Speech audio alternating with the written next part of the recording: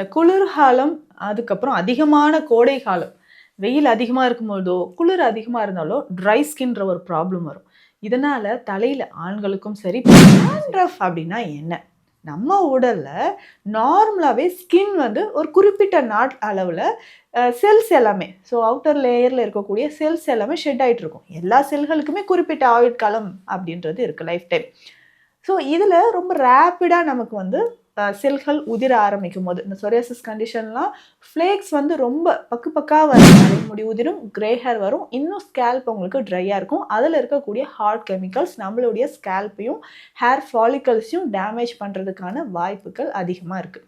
நேச்சுரலாக என்னங்க பண்ணலாம், ஆனால் கொஞ்சம் பொறுமையாக இது எல்லாமே நீங்கள் ஃபாலோ பண்ணுங்களேன். நல்ல ரிசல்ட் வீக்லி ஒன்ஸ் இந்த மாதிரி ட்ரை பண்ணிட்டு வாங்க. ஈஸியாக நமக்கு பொடுகு வெளியேற ஆரம்பிச்சிடும், திரும்பவும் நமக்கு வராது. ஒரு சிலருக்கு இந்த அலோபேஷியான்னு சொல்கிற கண்டிஷன் இருக்குங்க. தலையில் ரவுண்டாக ஹேர் ஃபால் இருக்கிறத நீங்கள் பார்த்துருப்பீங்க. ஸோ அந்த மாதிரி இருக்கிறவங்களுக்கும் அதிகமாக ஃபங்கல் இன்ஃபெக்ஷன்.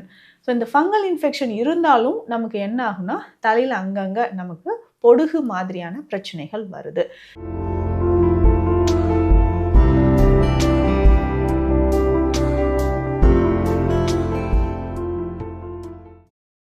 வரம் நேயர்களுக்கு வணக்கம். நான் டாக்டர் நித்யா, சித்தா ஃபிசிஷியன்.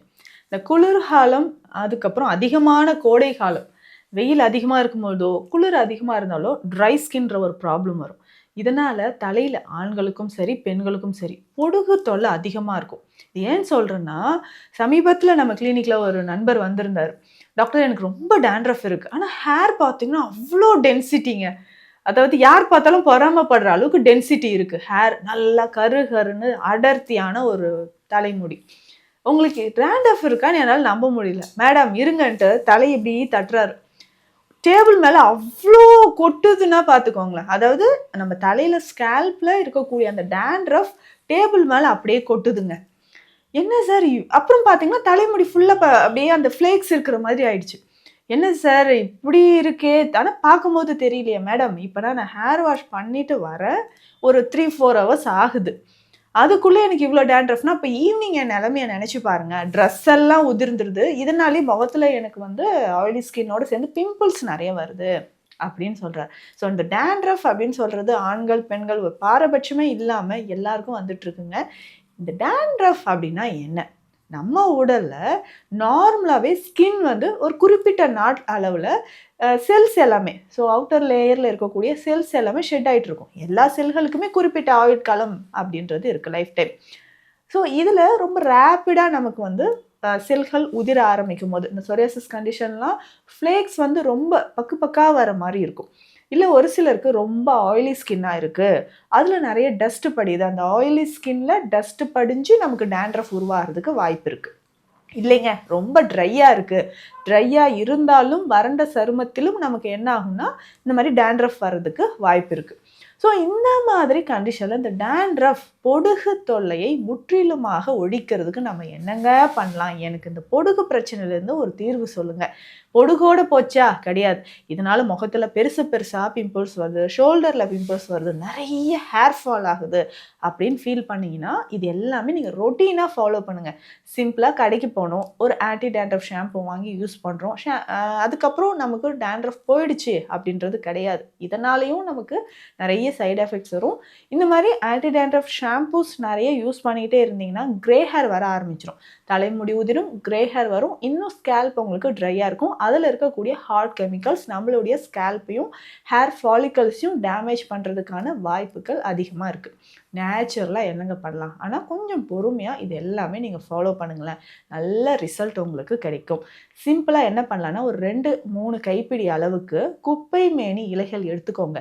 அதில் ஒரு 10-15 மிளகு போட்டுக்கோங்க. குப்பை மேனி இலைகள்னு சொல்லும்போது எந்த வகையான நமக்கு ஃபங்கஸ் இன்ஃபெக்ஷனாக இருந்தாலும் அதை தவிர்க்கக்கூடியது.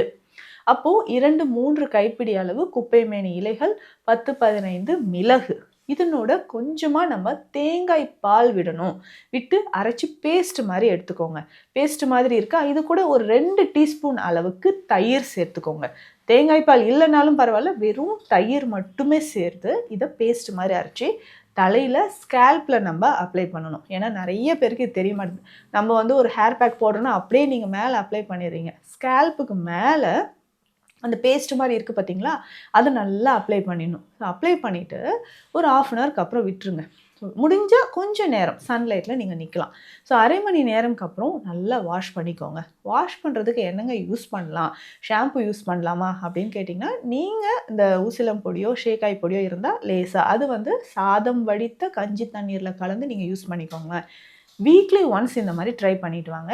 ஈஸியாக நமக்கு பொடுகு வெளியேற ஆரம்பிச்சிடும், திரும்பவும் நமக்கு வராது. ஒரு சிலருக்கு இந்த அலோபேஷியான்னு சொல்கிற கண்டிஷன் இருக்குங்க. தலையில் ரவுண்டாக ஹேர் ஃபால் இருக்கிறத நீங்கள் பார்த்துருப்பீங்க. ஸோ அந்த மாதிரி இருக்கிறவங்களுக்கும் அதிகமாக ஃபங்கல் இன்ஃபெக்ஷன். ஸோ இந்த ஃபங்கல் இன்ஃபெக்ஷன் இருந்தாலும் நமக்கு என்ன ஆகும்னா, தலையில் அங்கங்கே நமக்கு பொடுகு மாதிரியான பிரச்சனைகள் வருது. இந்த ஃபங்கல் இன்ஃபெக்ஷன் சரியாகிறதுக்கும் குப்பைமேனி இலைகள் பயன்படுது. அடுத்து நம்ம என்ன பண்ண போகிறோம் அப்படின்னா, இது ஒரு நாள் நம்ம ஹேர் வாஷ் பண்ணிட்டோம், ஒரு 2 நாட்கள் கேப் விடுங்க. அடுத்தது இதை நோட் பண்ணிக்கோங்க, சீமை அகத்தி எண்ணெய். சீமை அகத்தி எண்ணெய்ன்னு சொல்கிறது எப்பேற்பட்ட பொடுகு பிரச்சனை ஃபங்கல் இன்ஃபெக்ஷன் இருந்தாலும் கம்ப்ளீட்டாக நமக்கு நல்லா க்யூர் பண்ணிடும். சீமை அகத்தி எண்ணெய்னு கேளுங்க, உங்களுக்கு சித்தா மெடிக்கல் ஷாப்பில் கிடைக்கும். நம்ம கிளினிக்கில் அது ஸ்பெஷல் மெடிசனாக கொடுத்துட்ருக்குறோம். வீட்டில் நீங்கள் ரெடி பண்ணலாம். தெரியுங்களா, இந்த சீமை அகத்தி அப்படின்னு சொல்கிறது நிறைய இடங்களில் புதர்பாங்கான இடங்களில் நீங்கள் பார்த்துருப்பீங்க. ரோட் சைடில் இருக்கும், கிராமப்புறங்களில் இருக்கும். மலர்கள் பார்த்திங்கன்னா நல்ல மஞ்சள் நிறத்தில் நீளமாக கூம்பு மாதிரி இருக்கும். இலைகள் நல்லா பெருசாக இருக்கும். வண்டு கொல்லின்னு சொல்லுவாங்க, சீமை அகத்தி அப்படின்னு சொல்லுவாங்க. இந்த இலைகளை பறிச்சுட்டு வந்து, இலைகள் நல்ல நீளமான காம்பில் 2 பக்கமும் இலைகள் ஒட்டி இருக்கும். அந்த ஒரு கொத்து நீங்கள் ஒடிச்சிட்டு வந்தால் கூட போதும். ஸோ இந்த இலைகளை நல்லா எடுத்துட்டு இதை அரைச்சி பேஸ்ட் மாதிரி எடுத்துக்கோங்க. இதனோடையும் கொஞ்சமாக, இப்போ இது எவ்வளோ இருக்கோ அதில் பாதி அளவு நம்ம குப்பைமேனி இலைகள் போட்டுக்கலாம். கொஞ்சமாக கருஞ்சீரகம் அரைச்சி இதனோட சேர்த்துக்கோங்க. சேர்த்து நல்லா தேங்காய் எண்ணெய் விட்டு இதை காய்ச்சி தைலமாக எடுத்துக்கோங்க. இது எல்லாமே இந்த அளவுன்னு கிடையாது, குறிப்பிட்ட அளவு உங்களுக்கு தேவையான அளவு காய்ச்சி எடுத்துக்கோங்க. இந்த தைலத்தை நம்ம என்ன பண்ண போகிறோம்னா, தலையில் அப்ளை பண்ணிவிட்டு 1 மணி நேரம் கழித்து திரும்பவும் குளிச்சுருங்க. ஸோ ஃபஸ்ட்டு டைம் நம்ம வந்து அந்த குப்பைமேனி ஹேர் பேக் யூஸ் பண்ணி குளிக்கிறோம். 2 or 3 டேஸ்க்கு அப்புறம் சீமை அகத்தி எண்ணெயை யூஸ் பண்ணுறோம். இது போதுங்க, டேண்ட்ரஃப் கம்ப்ளீட்டாக நமக்கு வந்து இல்லாமல் போயிடும். இது எத்தனை நாளில் எனக்கு ரிசல்ட் தெரியும்னா, 1 மாதம் இப்படியே ட்ரை பண்ணிகிட்டே வாங்க, நல்ல ரிசல்ட் இருக்கும். இந்த ஹேர் ஃபாலிகல்ஸு, ஸோ அதில் வந்து நமக்கு இன்ஃபெக்ஷன் இருந்தால் அது நல்லா ஸ்ட்ரென்தன் ஆகிறதுக்கு, வலிமையாகிறதுக்கு உங்களுக்கு இது பயன்படுது. ரெகுலராக இதை நீங்கள் யூஸ் பண்ணிக்கிட்டே வாங்க. ஸோ நம்ம டேண்ட்ரஃப் இருக்குன்னா இன்டர்னலாக நமக்கு நிறைய பிளட் பியூரிஃபையர் எடுக்கிறோம். ஒரு சிலருக்கு டேண்ட்ரஃப் இருக்கிறவங்களுக்கு பார்த்தீங்கன்னா நகங்கள்லேயும் இன்ஃபெக்ஷன் இருக்கும். ஸோ நெயில்ஸில் கொஞ்சம் கொஞ்சமாக நமக்கு வந்து அந்த ஃபங்கல் இன்ஃபெக்ஷன், பூஞ்சை தொற்று இருக்கிற மாதிரி நீங்கள் ஃபீல் பண்ணுவீங்க. அந்த பூஞ்சை தொற்று சரியாகிறதுக்கும் இதே சீமையகத்தி ஆயில் இருக்குது பார்த்தீங்களா, இதை வந்து நகத்தில் நீங்கள் அப்ளை பண்ணிக்கிட்டே வரலாம். ஸோ இந்த மாதிரி செய்யும்போது தலையில் இருக்கக்கூடிய பொடுகு பிரச்சனை நமக்கு குணமாக ஆரம்பிக்குது. இதனுடைய ஹேர் ஃபால் எனக்கு இருக்குங்க, இந்த டேண்ட்ரஃப்னாலேயே எனக்கு சொரியாசிஸ் மாதிரி கொஞ்ச நாளில் மாறிடுச்சு அப்படின்னு சொன்னீங்கனாலும், இந்த சீமையகத்தி எண்ணெய் இருக்குது இல்லைங்களா, இதனுடைய வெட்பாலை தைலமும் 2 மிக்ஸ் பண்ணி இந்த ஆயிலை நம்ம அப்ளை பண்ணிக்கலாம். வெட்பாலை தைலம் நம்ம போடும்போதும் தலையில் இருக்கக்கூடிய டேண்ட்ரஃப் கம்ப்ளீட்டாக நமக்கு க்யூர் ஆக ஆரம்பிச்சிடும். ஸோ டேண்ட்ரஃப் நமக்கு கொஞ்சம் கொஞ்சமாக சரியாகணும்னா சிம்பிளாக இந்த ஹோம் ரெமிடிஸை நீங்கள் ஃபாலோ பண்ணிக்கலாம்.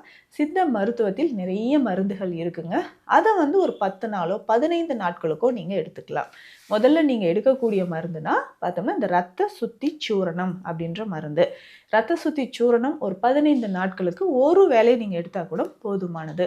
ஒரு 1/2 ஸ்பூன் அளவுக்கு எடுத்து தண்ணீரில் கலந்து டெய்லி காலையில் நம்ம வந்து எடுத்துக்கிட்டே வரலாம்.